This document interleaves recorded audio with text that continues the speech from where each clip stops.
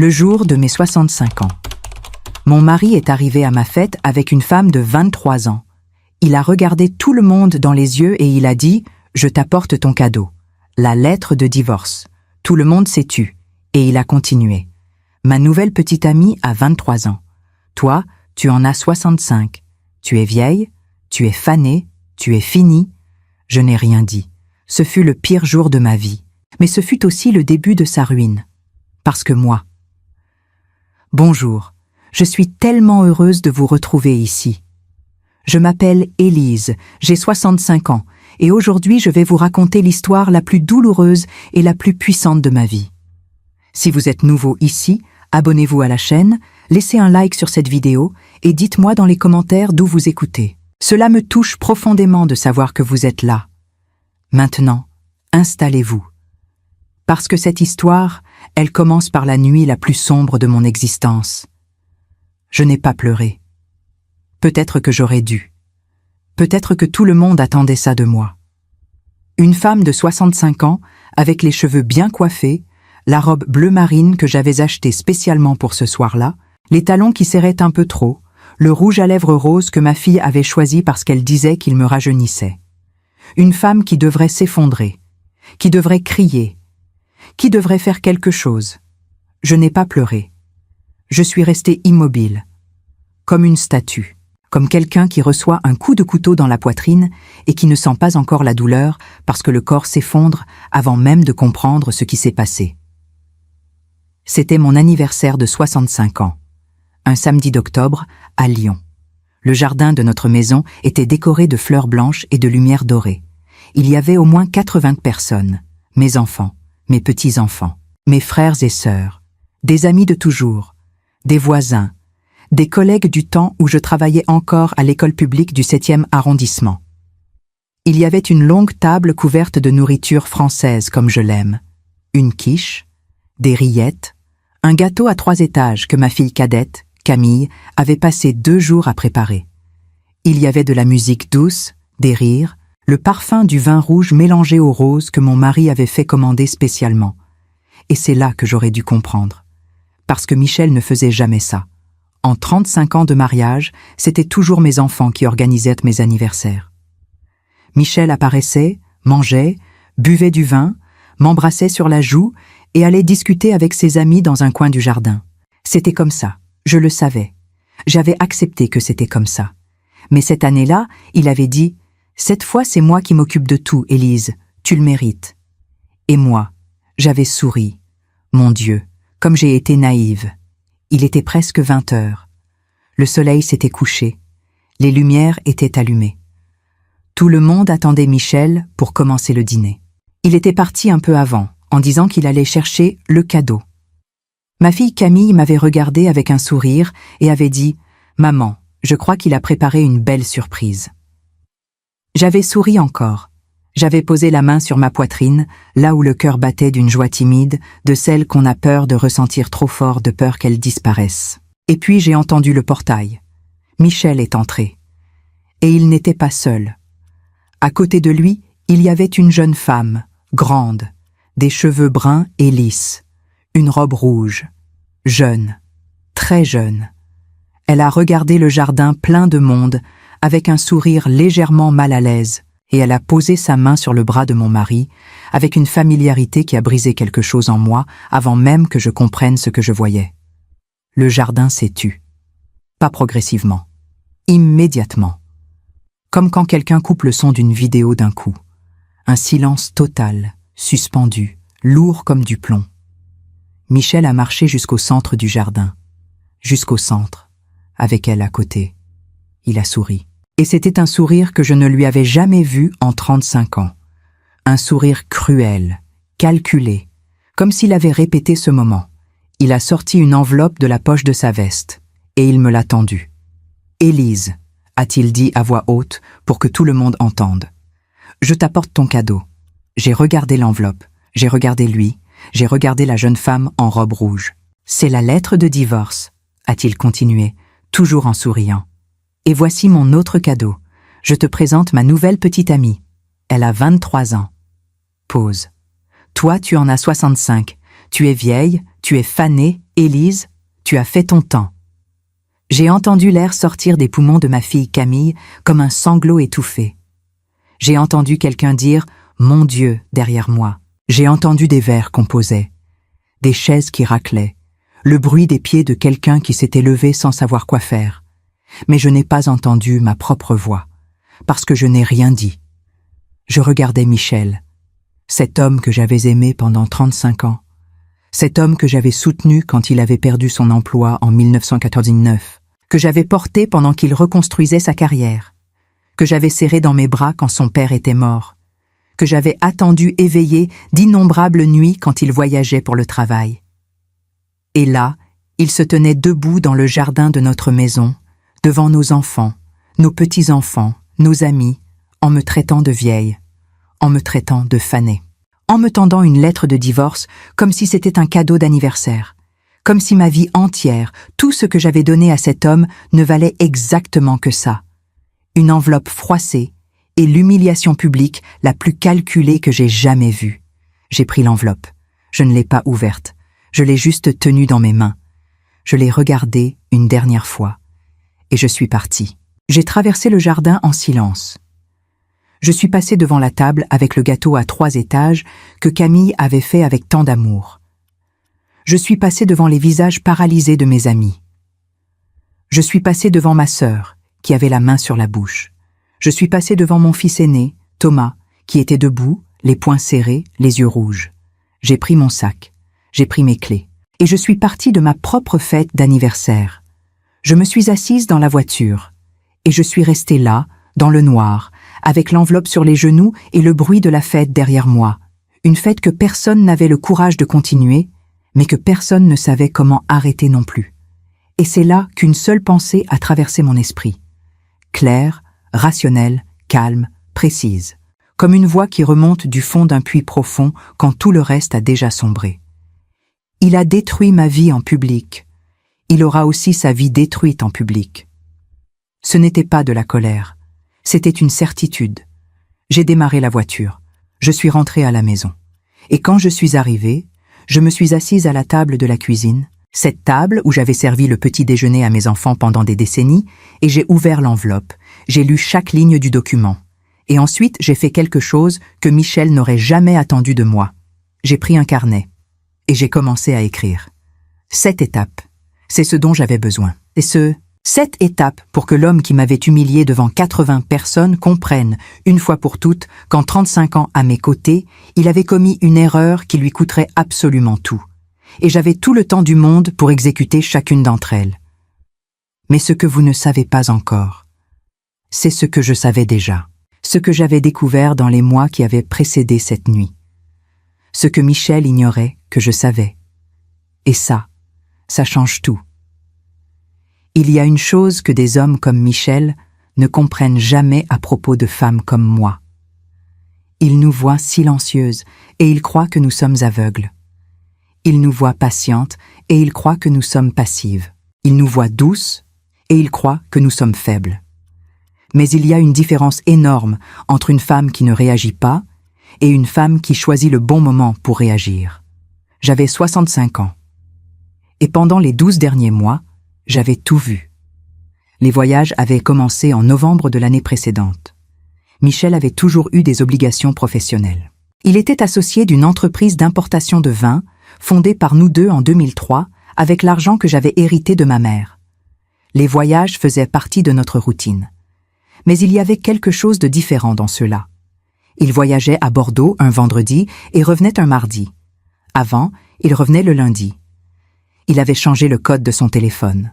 Avant, il n'en avait aucun. Il avait commencé à sortir pour dîner avec des clients dans des restaurants que je n'avais jamais entendu mentionner, à des adresses qui n'apparaissaient pas sur Google quand je cherchais. Je lui avais posé la question une fois, avec précaution, sans accusation. « Michel, est-ce que tout va bien? Tu sembles tellement distant ces derniers temps. » Il m'avait regardé avec cette expression que j'allais apprendre à reconnaître, un mélange de mépris et d'impatience. « Tu inventes des choses, Élise. Tu as toujours été dramatique. Dramatique. Moi, qui n'avais jamais élevé la voix. Moi, qui avais résolu chaque crise de cette famille avec calme. Moi, Dramatique. J'ai avalé et j'ai observé. En mars, j'avais trouvé une facture dans la poche d'un pantalon que j'allais laver. Un hôtel particulier à Paris. 2 jours. Une somme de 2300 €. Je l'avais photographié avec mon téléphone. Je l'avais gardé. En mai, le relevé de la carte bancaire commune, à laquelle j'avais accès depuis toujours parce que c'était moi qui avais ouvert le compte, montrait 3 virements vers un compte que je ne reconnaissais pas. Il totalisait presque 18 000 € en 4 mois. J'avais copié les informations. Je les avais gardées. En juillet, j'avais trouvé sur l'ordinateur du bureau à la maison, là où Michel travaillait quand il était à Lyon, un contrat de location. Un appartement à Paris, dans le 9e arrondissement, signé par mon mari, pour une locataire nommée Isabeau Renard, 23 ans, étudiante en mode. J'avais imprimé le document. Je l'avais gardé, j'avais tout. Mais je n'avais encore rien fait, parce que je ne comprenais pas encore l'étendue réelle de ce qui se passait, et parce que j'avais besoin de comprendre quelque chose de bien plus important, ce que Michel faisait avec l'entreprise, notre entreprise, celle qui était née avec l'argent de l'héritage de ma mère, celle dans laquelle j'étais associé à hauteur de 50% des parts, celle qui, ces 2 dernières années, avait réalisé plus de bénéfices que pendant toute autre période de son histoire. Alors, 3 semaines avant mon anniversaire, j'avais fait quelque chose que Michel n'aurait jamais imaginé que je ferais. J'avais engagé un avocat. Pas n'importe lequel. Maître Fontaine. Un spécialiste en droit des sociétés et en divorce contentieux, avec un cabinet au centre de Lyon, recommandé par mon amie Hélène, qui avait vécu une situation similaire des années auparavant. Je m'étais rendu à son cabinet un jeudi matin, pendant que Michel était à Paris. J'étais arrivé avec une chemise cartonnée. À l'intérieur, toutes les factures, les relevés, le contrat de location, les photographies, un bilan complet des actifs de l'entreprise que j'avais moi-même établi au fil des mois. Et une question. Maître Fontaine, si mon mari essaie de me retirer de la société de l'entreprise que j'ai fondée avec mon propre argent, qu'est-ce qui se passe? Il m'avait regardé, avait ouvert la chemise, avait feuilleté les documents pendant quelques minutes, puis avait retiré ses lunettes. « Madame Moreau, avait-il dit, avec ce que vous m'apportez aujourd'hui, ce n'est pas lui qui va vous retirer quoi que ce soit. C'est vous qui allez lui retirer absolument tout. » Et c'est à ce moment-là que le plan avait vraiment commencé. Pas la nuit de l'anniversaire. Là, dans ce cabinet, 3 semaines avant. Quand Michel avait organisé ma fête, je savais déjà ce qu'il projetait de faire. Il voulait m'humilier pour me déstabiliser, pour que je réagisse de manière émotionnelle, que je casse quelque chose, que je dise quelque chose qu'il pourrait utiliser contre moi, pour que je paraisse instable, déséquilibré, difficile, mais je n'avais rien fait de tout ça, parce que j'avais déjà Maître Fontaine, parce que j'avais déjà les documents, parce que je savais déjà que dans les semaines à venir, pendant que Michel célébrerait sa nouvelle vie avec Isabeau Renard en croyant m'avoir laissé sans rien, j'exécuterais chacune des 7 étapes que j'avais écrites dans ce carnet cette nuit-là. Et la première étape avait déjà été lancée. Mais ce que je n'avais pas encore dit à Maître Fontaine ce jour-là, ce que je n'avais pas encore montré à personne, c'était ce que j'avais découvert en juillet, en feuilletant distraitement les anciens relevés de l'entreprise, un soir où Michel était absent. Une ligne. Une seule ligne dans un tableau de compte que j'aurais pu ne jamais remarquer si je n'avais pas eu ces années d'habitude à lire les chiffres de notre activité. Un virement régulier, mensuel, discret, vers une société que je ne connaissais pas, Domaine de la Clarté, importation de vin, basée à Marseille. J'avais noté le nom, je l'avais gardé pour plus tard. Et, plus tard, était en train d'arriver bien plus vite que Michel ne le pensait. Parce que dans les jours qui avaient suivi mon anniversaire, pendant que tout le monde me regardait avec des yeux pleins de pitié et que Michel attendait mes larmes et mon effondrement, moi je pensais à ce nom. Domaine de la Clarté. Et à la question que je n'avais pas encore eu la réponse. À qui appartenait vraiment cette société? Pourquoi Michel y envoyait-il de l'argent chaque mois depuis 2 ans? Et pourquoi, chaque fois que je regardais les comptes de notre entreprise, ce virement apparaissait sous une étiquette de frais opérationnels sans aucune explication supplémentaire? Quelqu'un savait, et cette personne n'était pas loin. Ce que j'allais découvrir dans les jours suivants allait me couper le souffle, pas à cause de la trahison de Michel. J'avais déjà accepté celle-là, mais à cause de l'autre trahison, celle que je n'avais pas vue venir, celle qui venait de quelqu'un qui avait mangé à ma table pendant 30 ans. Quelqu'un dont le prénom était connu de mes enfants depuis leur enfance. Quelqu'un en qui Michel avait une confiance absolue. Et c'est précisément pour ça que cette trahison-là allait devenir l'arme la plus puissante de toute l'histoire. Après qu'une femme a été humiliée en public, tout le monde s'attend à ce qu'elle pleure, qu'elle appelle ses amis, qu'elle publie quelque chose sur les réseaux sociaux, qu'elle débarque à la porte de la nouvelle petite amie de son mari, qu'elle envoie des messages furieux à 3 heures du matin. C'est ce qu'on attend. C'est le script que les hommes comme Michel écrivent dans leur tête avant même d'agir. Ils provoquent. Ils attendent la réaction. Et ils utilisent cette réaction pour se justifier, pour se poser en victime, pour dire au monde entier « Vous voyez, c'est pour ça que je suis partie. Elle est instable. Elle est impossible. Elle a toujours été comme ça. » Mais je n'ai rien fait de tout ça. Dans les 3 jours qui ont suivi mon anniversaire, je suis restée dans un silence complet. Je n'ai pas répondu au message de Michel qui demandait quand j'allais signer les documents de divorce. Je n'ai pas répondu à ses appels. Je ne me suis pas présentée à l'entreprise. Je n'ai parlé à personne de ce qui se passait, sauf à Maître Fontaine et à ma fille Camille, que j'avais appelée chez moi le lendemain matin et à qui j'avais demandé une seule chose. « Fais-moi confiance. Ne fais rien encore. » Camille m'avait regardée avec les yeux rouges d'avoir trop pleuré. « Maman, il t'a humiliée devant tout le monde. Comment tu arrives à rester aussi calme ?» Et moi, je lui avais répondu avec une conviction que je n'avais pas encore complètement ressentie moi-même, mais que je savais être vraie. Parce que le silence d'une femme tranquille terrifie bien plus que les larmes d'une femme en panique. Et c'était vrai. Parce que 2 jours après, Michel m'avait appelé 6 fois en une seule journée. Il n'attendait pas ça. Il attendait des cris. Il attendait que je débarque au bureau pour faire une scène. Il attendait que j'aille à Paris. Il attendait que je sois suffisamment instable pour qu'il puisse utiliser ça contre moi dans la procédure. Mais le silence l'avait rendu nerveux. Et la nervosité pousse les gens à commettre des erreurs. L'après-midi du 3e jour, Maître Fontaine m'avait appelé. « Madame Moreau, nous avons reçu la notification officielle de l'avocat de votre mari lançant la procédure de divorce. Il demande la dissolution de la société avec pour motif des désaccords stratégiques entre associés. » J'avais entendu ça et j'avais souri pour la première fois depuis mon anniversaire. « Parfait », avais-je dit. C'est exactement ce que j'attendais. Parce que Michel avait commis sa première erreur. En déposant la demande de divorce sans attendre ma réponse, sans chercher à négocier, sans savoir ce que j'avais entre les mains, il avait automatiquement déclenché une procédure légale pour laquelle j'étais déjà préparée, et la première étape de mon plan était précisément celle-là. Le laisser croire qu'il avait le contrôle total de la situation. Parce que tant qu'il le croyait, il ne se protégeait pas. Et tant qu'il ne se protégeait pas, je continuais à accumuler. Maître Fontaine avait découvert quelque chose que Michel avait clairement oublié ou ignoré par arrogance. Dans toute la documentation de création de l'entreprise, mon nom apparaissait comme associée fondatrice avec un apport de capital prouvé. L'héritage de ma mère. 120 000 € en 2003. Documenté. Enregistré chez le notaire. Avec une date. Avec une origine prouvée. Toute tentative de dissolution de la société devrait reconnaître cette réalité. Mais il y avait plus. Pendant les mois où j'avais observé en silence, j'avais remarqué quelque chose dans les relevés. Les virements que Michel faisait vers le compte d'Isabeau Renard ne sortaient pas de son compte personnel. Ils sortaient du compte de l'entreprise. 18 000 € en 4 mois.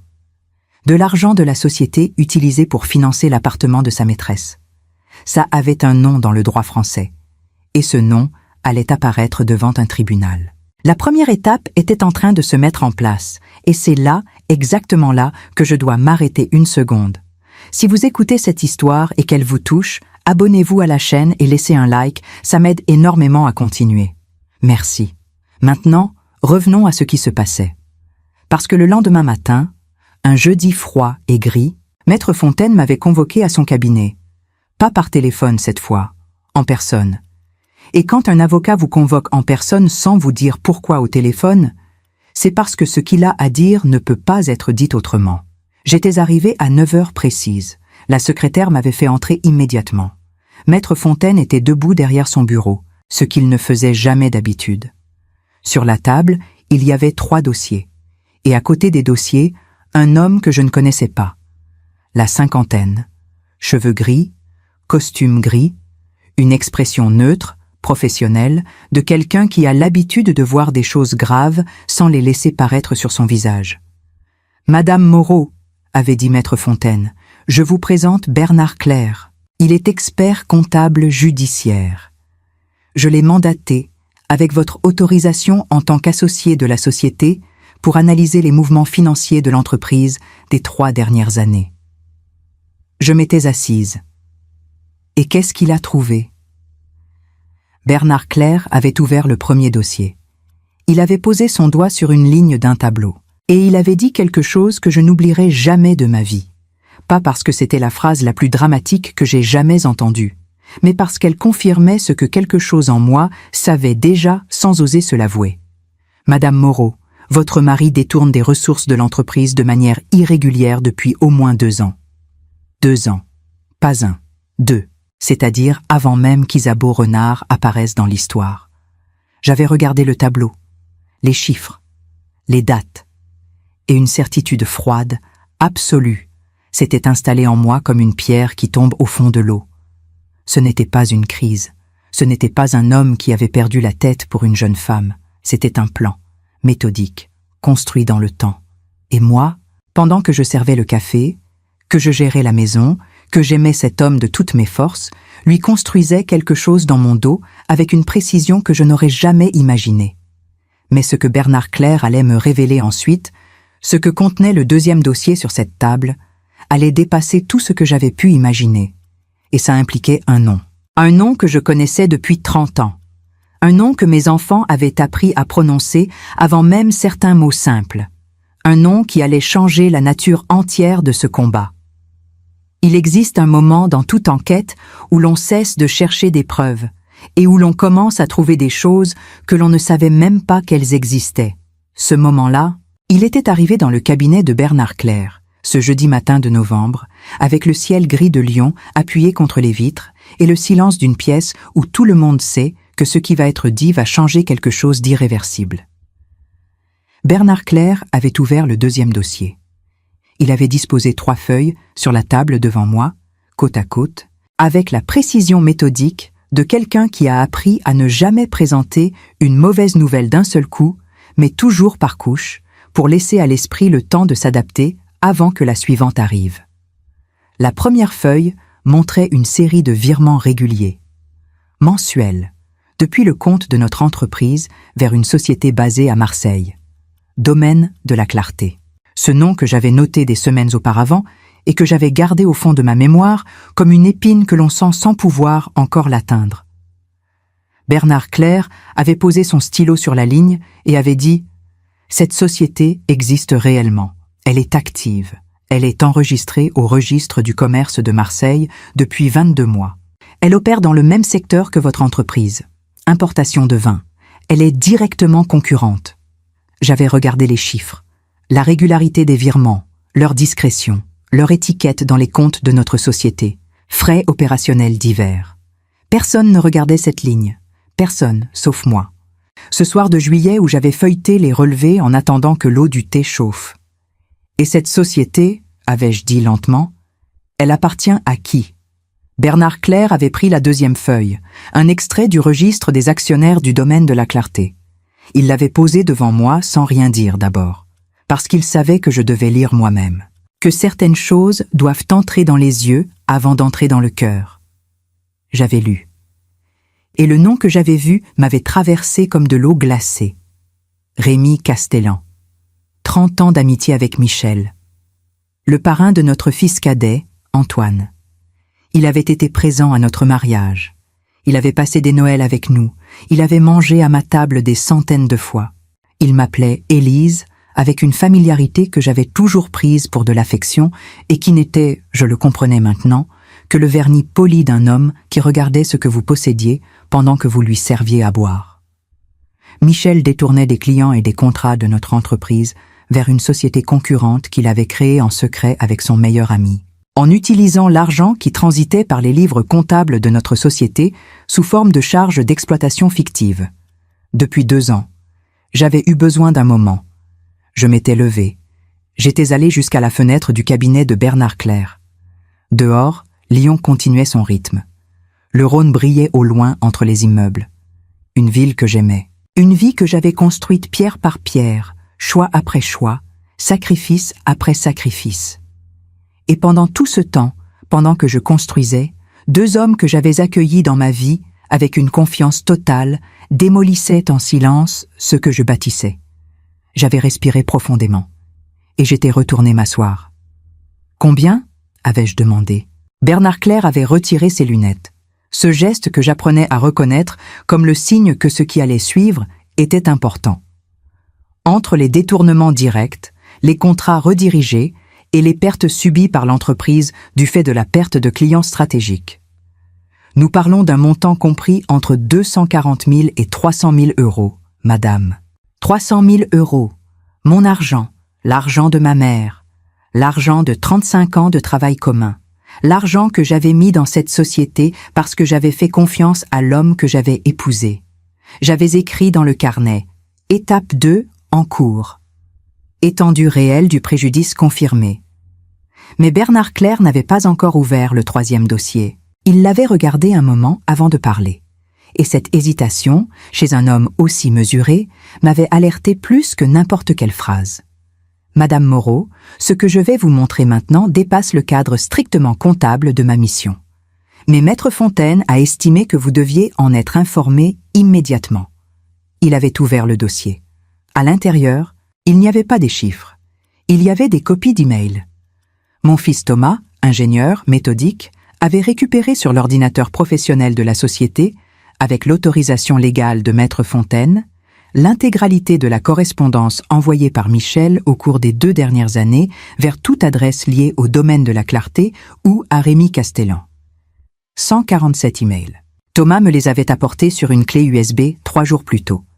Je l'avais remise à Maître Fontaine sans les lire moi-même. Je n'avais pas eu le courage encore. Mais là, dans ce cabinet, Bernard Clerc avait posé devant moi la copie d'un seul email, daté d'11 mois avant mon anniversaire, envoyé par Michel à Rémi Castellan à 23h45 un lundi soir. Je l'avais lu, 1 fois, 2 fois. Dans cet email, Michel écrivait à son meilleur ami avec une précision froide, détaillée, que je n'aurais jamais cru possible de la part de l'homme que j'avais aimé. Il décrivait le plan, le divorce, la fête d'anniversaire qu'il organiserait lui-même, l'humiliation publique calculée pour me faire paraître émotionnellement instable devant témoins, la procédure judiciaire qu'il déclencherait immédiatement après en arguant de mon incapacité à gérer la société. Et il concluait par cette phrase que j'ai relue jusqu'à ce qu'elle soit gravée dans chaque millimètre de ma mémoire. Quand le divorce sera prononcé, j'ai besoin que le domaine soit entièrement à ton nom.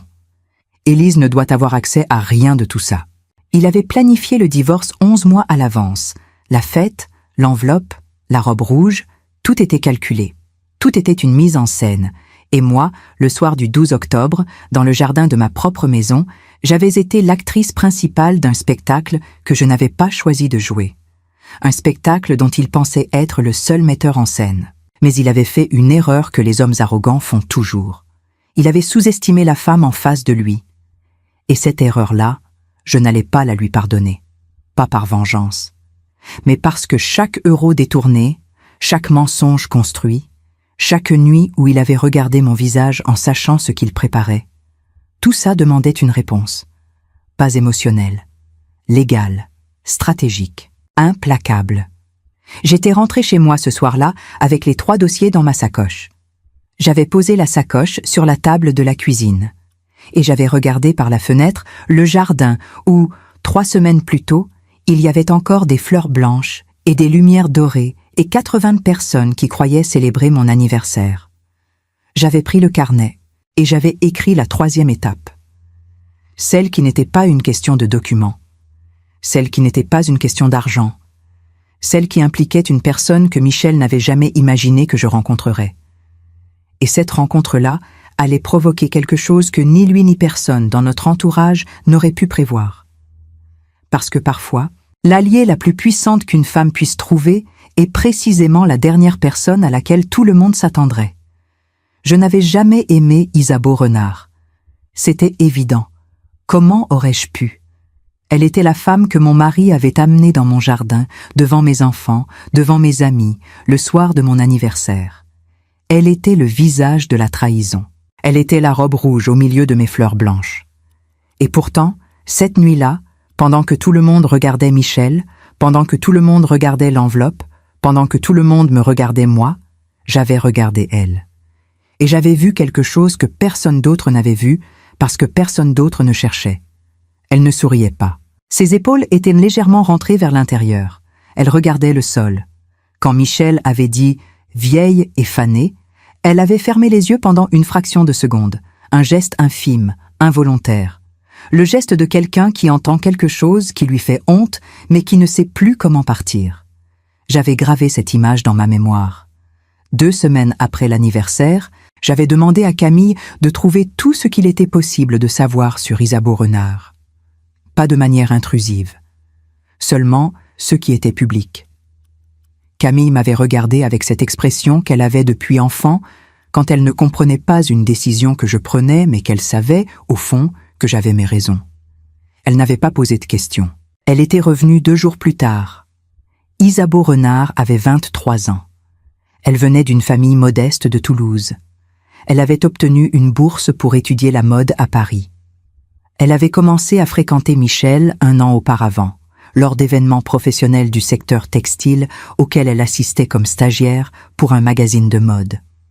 Et il y avait autre chose. Camille avait trouvé une interview qu'Isabeau avait accordée à un blog de mode universitaire, 8 mois avant mon anniversaire.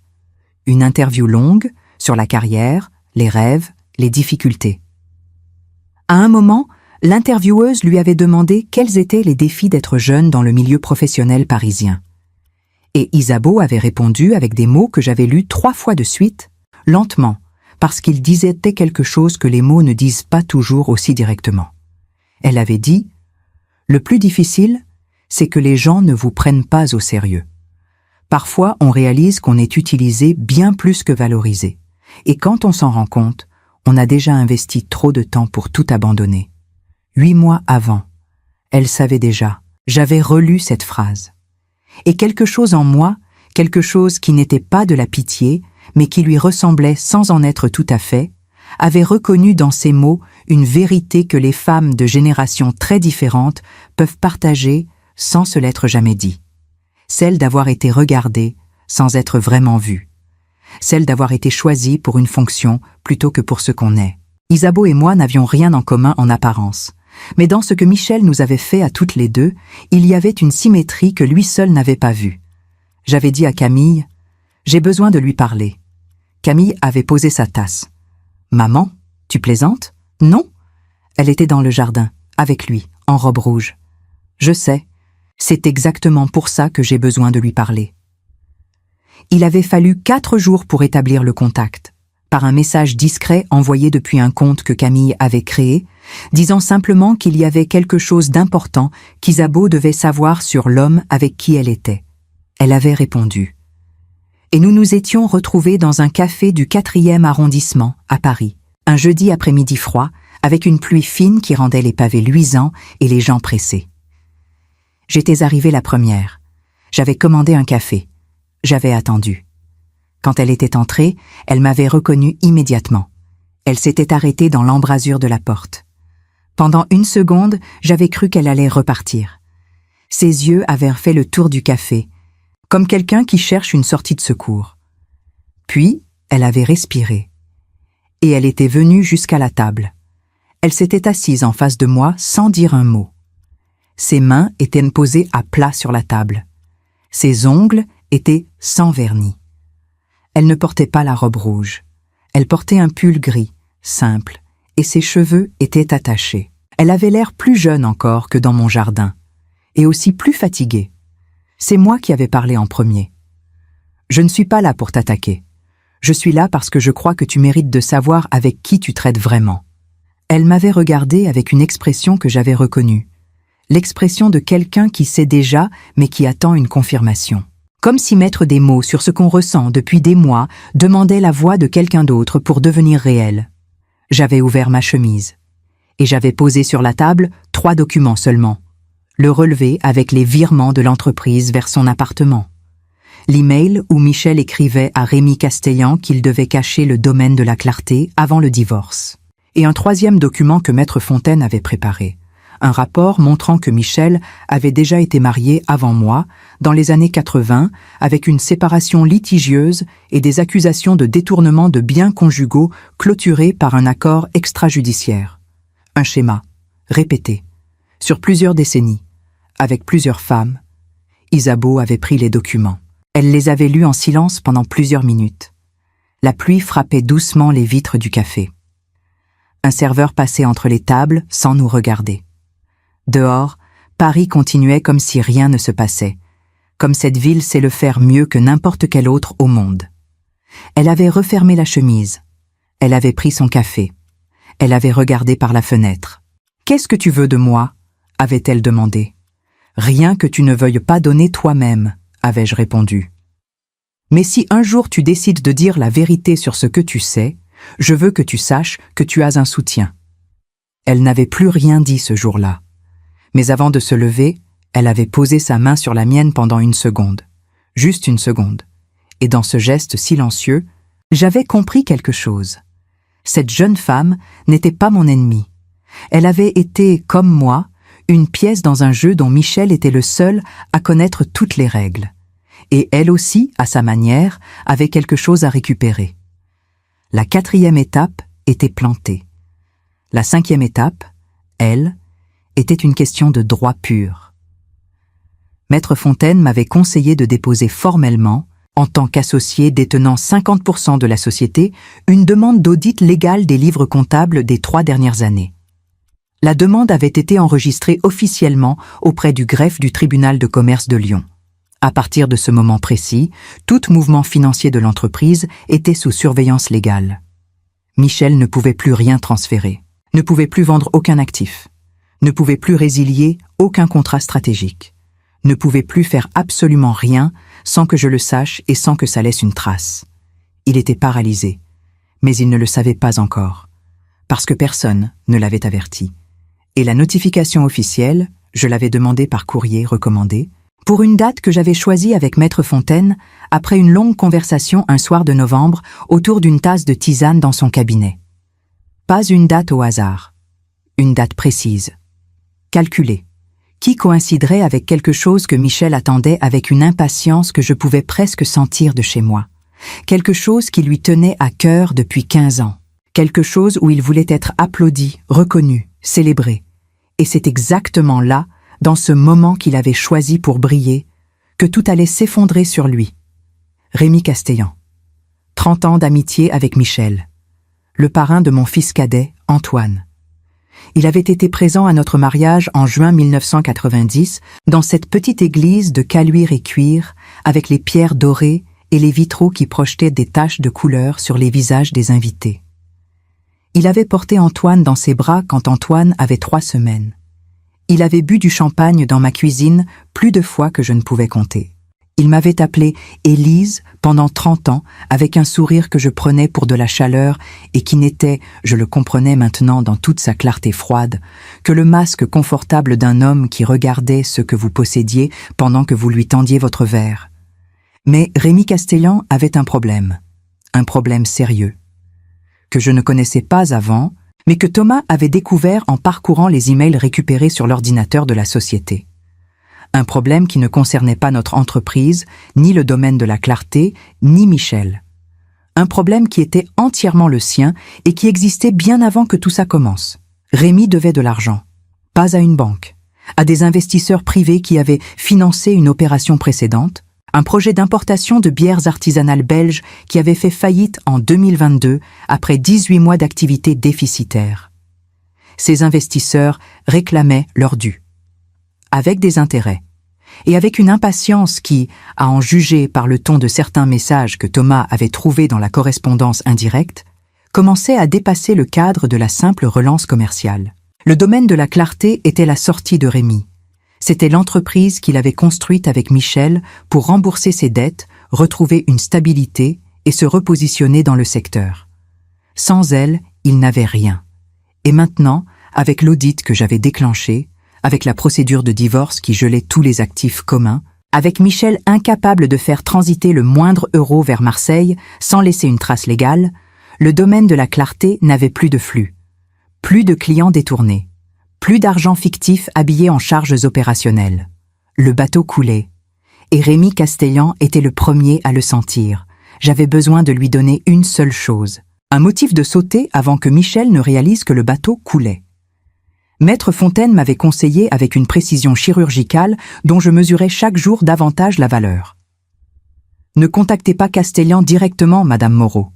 Laissez-le savoir par des canaux neutres que l'enquête a déjà atteint son nom et qu'il existe une différence légale considérable entre être le complice sous investigation et être le témoin qui coopère volontairement avec la justice. La différence était simple, mais absolue. Celui qui coopérait pouvait être traité comme témoin. Celui qui ne coopérait pas serait traité comme prévenu. Dans un dossier avec des pièces aussi solides que les nôtres, cette distinction valait tout. L'information était parvenue à Rémi Castellan un lundi après-midi. Le mardi matin, l'avocat de Rémi Castellan avait appelé le cabinet de Maître Fontaine. Rémi voulait parler. Je n'étais pas présente lors de ces échanges. Je n'avais pas besoin de l'être. Maître Fontaine me tenait informé chaque soir par une communication téléphonique de 10 minutes, toujours objective, toujours précise, sans dramatisation inutile. C'était ce que j'appréciais chez lui. Il traitait chaque information comme un fait, pas comme un spectacle. Et dans la situation où je me trouvais, avoir quelqu'un qui parlait de faits sans les enrober d'émotions était exactement ce dont j'avais besoin. Ce que Rémi Castellan avait livré dépassait ce que j'attendais. Il avait confirmé les détournements. Confirmer les montants, confirmer la création délibérée du domaine de la clarté comme structure destinée à absorber les actifs et les clients de notre société avant la dissolution forcée de celle-ci. Mais il avait livré quelque chose de plus, quelque chose que je n'avais pas demandé et que je n'aurais peut-être jamais pu obtenir autrement. Une série de messages vocaux que Michel lui avait envoyés au cours des derniers mois, enregistrés sur son téléphone et que Rémi avait conservés sans que Michel le sache, probablement par instinct de protection, comme une assurance qu'il gardait dans sa poche, sans savoir encore quand il en aurait besoin. Maître Fontaine me les avait fait écouter dans son cabinet, un soir de novembre, avec la pluie contre les vitres et la lumière jaune de sa lampe de bureau comme seul éclairage. Dans ses messages, Michel parlait avec une désinvolture qui me glaçait davantage que la colère n'aurait pu le faire. Il décrivait le plan. La fête d'anniversaire organisée de ses propres mains pour contrôler le cadre. L'humiliation publique calculée pour me déstabiliser émotionnellement devant témoins. La procédure judiciaire immédiate après pour arguer de mon incapacité à gérer la société sur la base de mon comportement. Il utilisait des mots précis, détachés, comme quelqu'un qui planifie une opération commerciale et non la destruction de la femme avec qui il avait dormi pendant 35 ans. Et dans un message envoyé 6 semaines avant mon anniversaire, il disait à Rémi, avec un calme qui me parut plus brutal que n'importe quel cri, « Elle ne verra rien venir, elle a toujours été trop confiante, c'est ce qui la perdra. » J'avais écouté cette phrase une fois, je n'avais pas demandé à l'écouter une deuxième fois. J'avais regardé Maître Fontaine. Il me regardait avec cette expression mesurée qui ne laissait rien paraître mais qui, ce soir-là, contenait quelque chose qui ressemblait à de la colère contenue. Pas pour moi, pour la chose elle-même, pour ce qu'un être humain peut faire à un autre avec autant de méthode. J'avais pris mon sac, j'avais dit « Maître Fontaine, où en sommes-nous exactement ?» Il avait ouvert son agenda. Avec les éléments apportés par Castellan, le dossier est désormais complet sur le plan pénal. Nous avons les détournements, les preuves documentées, la confirmation orale enregistrée et la coopération d'un des 2 protagonistes. Votre mari ne peut plus rien contester sans se contredire sur des éléments déjà versés au dossier. Et le 12 décembre, avais-je demandé. Il avait souri, légèrement, discrètement, comme quelqu'un qui apprécie la rigueur d'un plan bien construit. La notification sera envoyée par courrier recommandé avec accusé de réception. Elle arrivera à l'adresse professionnelle de Michel ce jour-là, comme convenu. J'étais rentrée chez moi à pied ce soir-là, malgré la pluie. Lyon était silencieuse à cette heure. Les quais du Rhône brillaient sous les réverbères.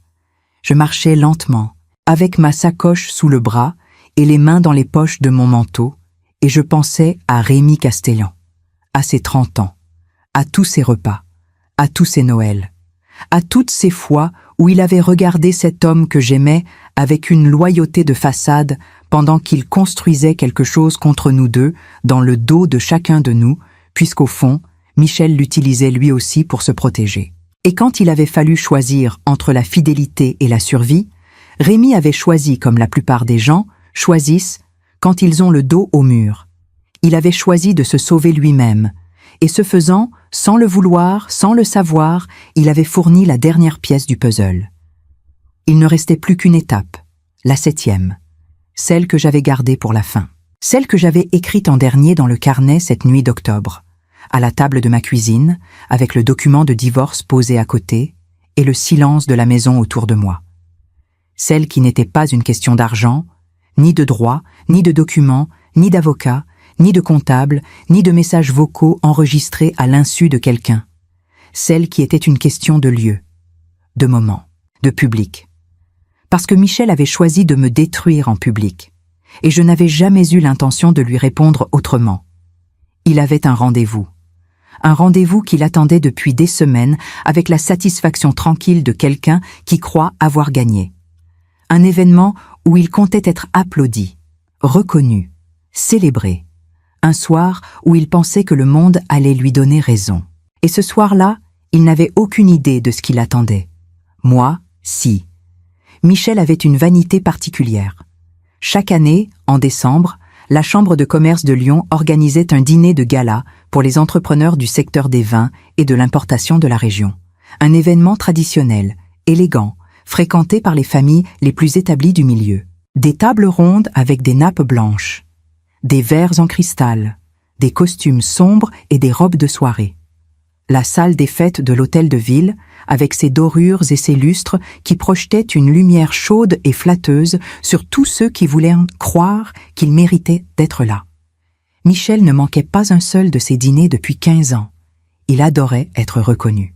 Il adorait les poignées de main, les sourires appuyés, les conversations d'affaires qui ressemblaient davantage à des félicitations mutuelles qu'à des réunions de travail. Dans ce monde-là, il se sentait quelqu'un.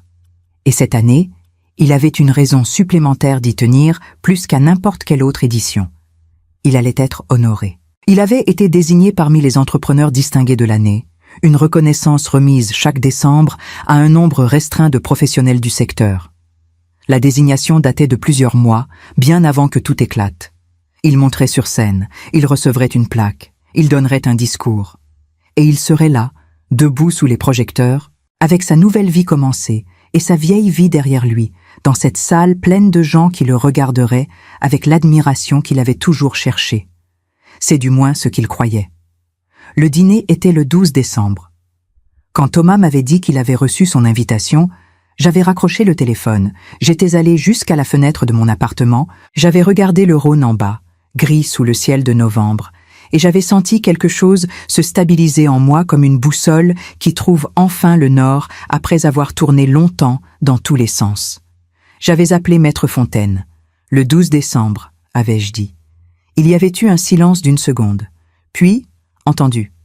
La 7e étape pouvait commencer. Maître Fontaine connaissait le président de la Chambre de commerce depuis des années. Pas dans un rapport d'affaires. Dans un rapport de confiance professionnelle construite au fil du temps, comme il se construisait dans ce milieu, lentement, par des actes et non par des discours. Il l'avait contacté discrètement, pas pour lui demander une faveur, pour lui communiquer des faits. Des faits documentés, enregistrés, versés dans une procédure judiciaire officielle. Le président de la Chambre avait le droit de savoir que l'un des entrepreneurs qu'il s'apprêtait à distinguer publiquement faisait l'objet d'une investigation formelle pour détournement de fonds sociaux. Ce n'était pas une accusation. C'était une réalité légale que la Chambre de commerce avait la responsabilité de prendre en compte avant de remettre une distinction en son nom. Le président avait écouté. Il avait pris le temps de lire les documents que Maître Fontaine lui avait transmis en main propre. Et il avait pris une décision qui lui appartenait entièrement et que je n'avais ni demandé ni orienté dans sa forme précise. Il ferait un communiqué au cours du dîner.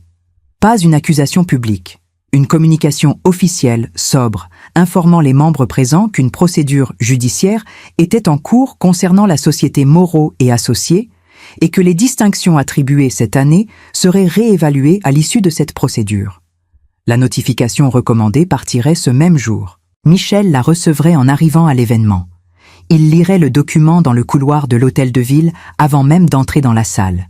Et ensuite, il entrerait quand même, parce que les hommes comme Michel entrent toujours, parce qu'ils ne peuvent pas s'en empêcher. Parce que renoncer serait admettre quelque chose qu'ils ne sont pas encore prêts à admettre. Il y avait une dernière couche. Isabeau Renard m'avait appelé 3 jours avant le 12 décembre. Sa voix était différente de celle du café parisien. Plus ferme, plus décidée.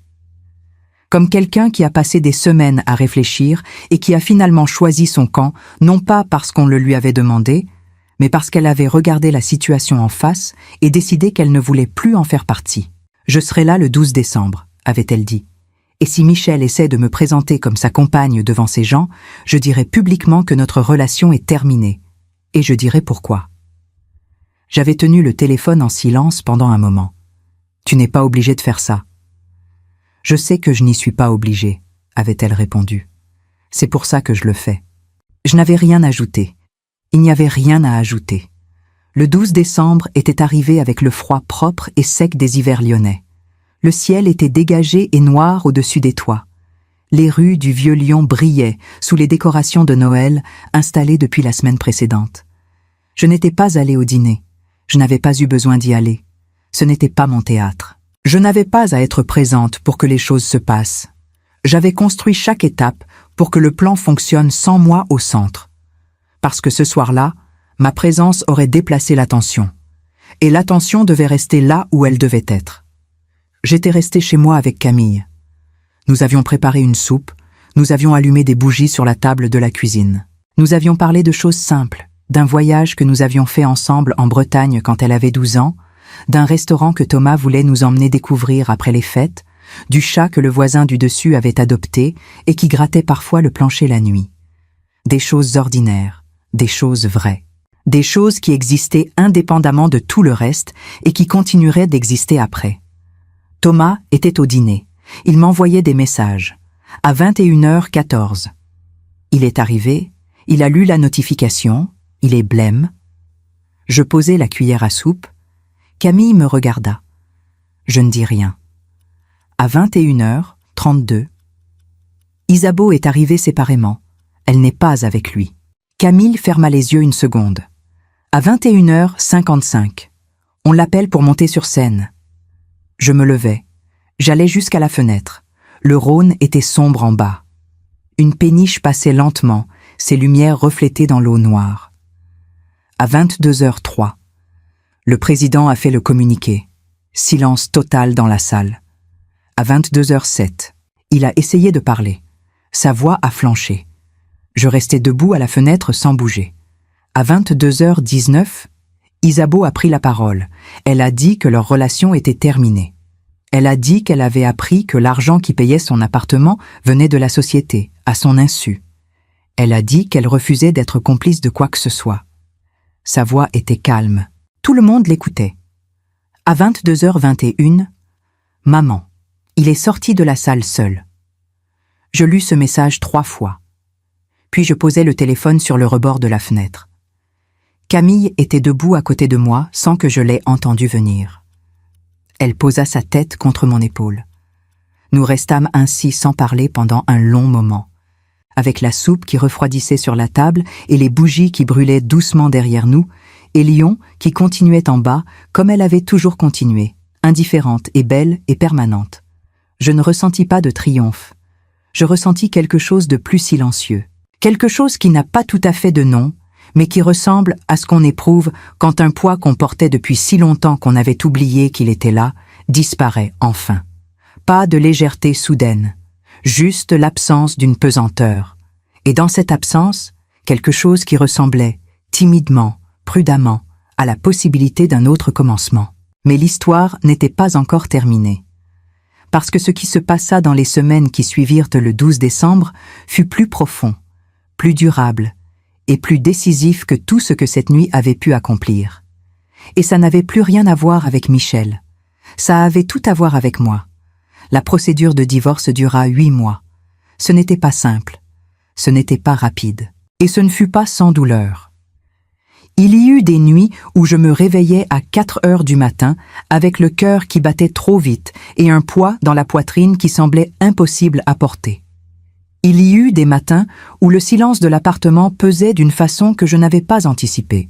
Un silence différent de celui que j'avais choisi. Un silence qui n'était pas de la paix, mais de l'absence. Il y eut des jours où 35 ans d'effets en quelques mois pesaient plus lourd que n'importe quelle injustice.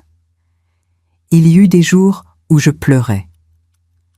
Pas dans le jardin le soir de mon anniversaire, pas devant mes enfants, pas devant Maître Fontaine, mais seul, dans ma salle de bain, avec l'eau froide du robinet que j'avais oublié de régler et que je ne réglais pas parce que je ne le remarquais même plus. Je dis ça parce que je veux que vous compreniez quelque chose. Cette histoire n'est pas celle d'une femme qui n'a pas souffert. C'est celle d'une femme qui a choisi de ne pas laisser la souffrance prendre les décisions à sa place. Ce sont deux choses très différentes. Avec les preuves réunies par Bernard Clerc, avec les emails récupérés par Thomas, avec le témoignage formel de Rémi Castellan et avec la déclaration officielle d'Isabeau Renard versée au dossier, la procédure avança avec une clarté que même l'avocat de Michel ne pouvait pas contester sans se ridiculiser. La tentative de Michel d'invoquer mon incapacité de gestion fut classée sans suite dès la première audience. Il n'existait pas un seul document, pas un seul chiffre, pas un seul témoignage qui la soutienne. Ce qui existait, c'était l'inverse exact. Le tribunal de commerce de Lyon reconnut formellement ma qualité d'associée fondatrice avec apport de capital prouvé. L'héritage de ma mère. 120 000 €. Documenté, daté, irréfutable. Toute la construction que Michel avait élaborée pendant 2 ans pour me priver de ce qui m'appartenait s'effondra contre cette réalité simple et solide comme un mur de pierre.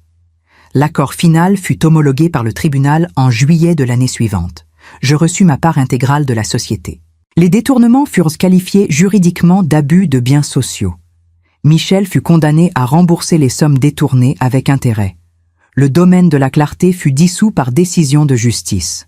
Rémi Castellan perdit l'entreprise qui devait le sauver de ses dettes, perdit 30 ans d'amitié et se retrouva face à ses créanciers privés sans aucun des actifs qu'il avait espéré constituer. Michel se retrouva avec la moitié de ce qu'il avait possédé et aucune des choses qu'il pensait obtenir.